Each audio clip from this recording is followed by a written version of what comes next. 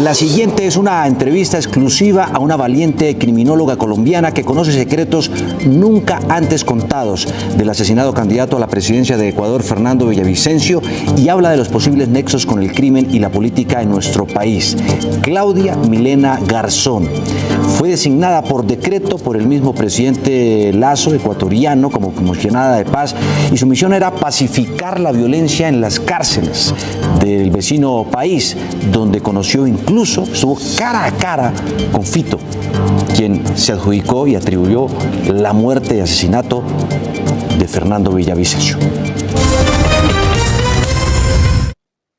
¿Quién era para usted el asesinado candidato? Fernando Villavicencio, un hombre con corazón y espíritu de transformar, de esperanza total por un país, de una persona que combatía totalmente la corrupción, una persona que hablaba con voz alta, sin miedo y sin temores, que creía en un Ecuador real. ¿Es un magnicidio lo que ha ocurrido con él, equivalente al que ocurrió en nuestro país con Luis Carlos Galán Sarmiento? Es un magnicidio, por supuesto, Juan Diego. Estamos hablando de una persona que no solo tenía la importancia del rol que cumplía en Ecuador, sino su ideología, el cambio, la transformación, lo que él perseguía. ¿Cómo lo conoció usted? Cuando yo estaba como comisionada de la Mesa de Diálogo Penitenciario por decreto presidencial, que el presidente Lasso me lleva, me invita, en alguna situación me veo envuelta cuando yo lidero un proceso de paz con estructuras criminales en el Ecuador. Y justamente Fernando Villavicencio, cuando él veía mis entrevistas, sabía que estábamos hablando en un mismo idioma, hablar un idioma de verdad, de paz, de sociedad, de convivencia, de seguridad y de anticorrupción. Y ahí es cuando empezamos los dos a tener estos diálogos con objetivos muy similares y concretos de qué vamos a hacer por un país. ¿Quiénes querían matarlo? Fernando siempre hablaba de mafias, pero cuando se hablaba de mafias, él no solo se refería a las mafias de bandas o de DGOs, de grupos de delincuencia organizada. Él también hablaba de mafias en la política, en el poder, en el Estado, en el gobierno, de fuerza pública. Tenía muchas personas que, por supuesto, no querían que él posiblemente fuera presidente. ¿Sospecha de lo que ocurre después de que él sale del mitin político? Desprotección totalmente, él estaba desprotegido. La forma en que él sale, por el lugar donde él sale, a la camioneta que lo espera, no tenía absolutamente seguridad. Es como si lo hubieran entregado, Juan Diego, a la muerte. ¿Así? Así lo veo.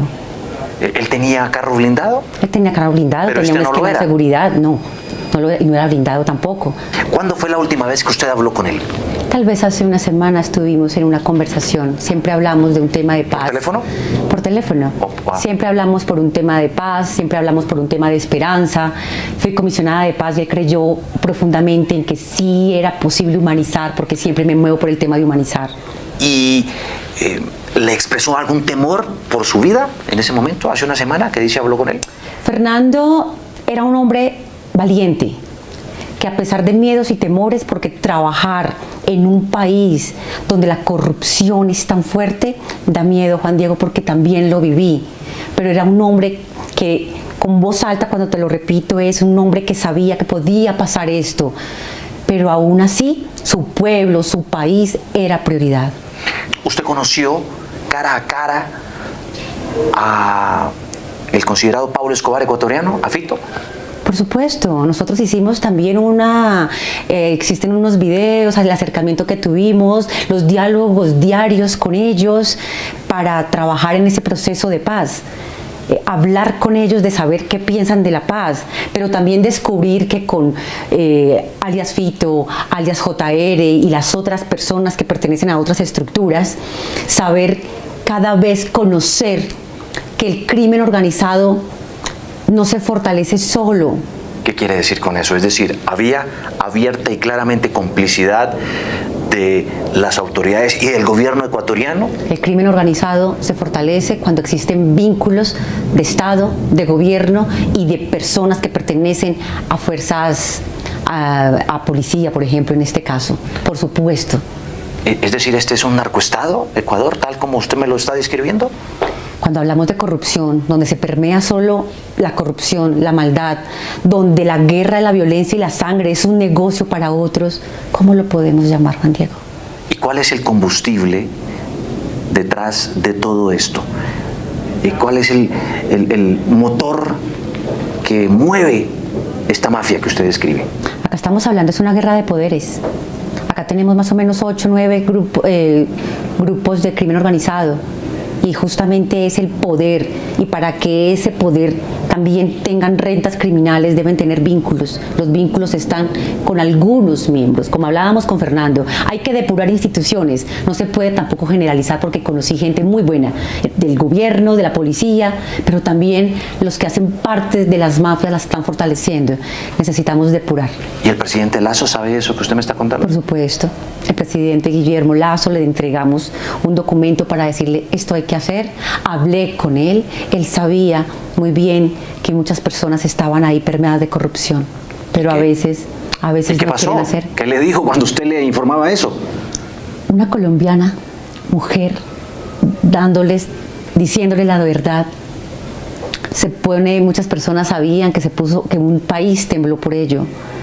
Pero igual que Fernando Villavicencio, quise mostrarle a un país cuál era el eje principal de las violencias, la corrupción. ¿Qué sabe usted acerca de las versiones que corren, de los nexos de los que hablan, de toda esta criminalidad mafiosa ecuatoriana y Colombia? Bueno, acá estamos hablando justamente por el poder que se tiene en este momento en Ecuador con el tema de dólar. Y por supuesto que nexos existen. Claro que existen los nexos, pero acá justamente quién trabaja para quién. Y acá empieza justamente la sofisticación del crimen fronterizo. Claro que se da. Ecuador está impregnado de colombianos. Sospechosamente apareció muerto el sicario que habría disparado contra Villavicencio, incluso dentro de las instalaciones de la Fiscalía misma. ¿Qué le hace pensar a usted eso? No llegar al punto de donde se ordena la muerte de Fernando. Hay que silenciar. Eso es lo que pasa. Gracias por esta entrevista. Muchas gracias.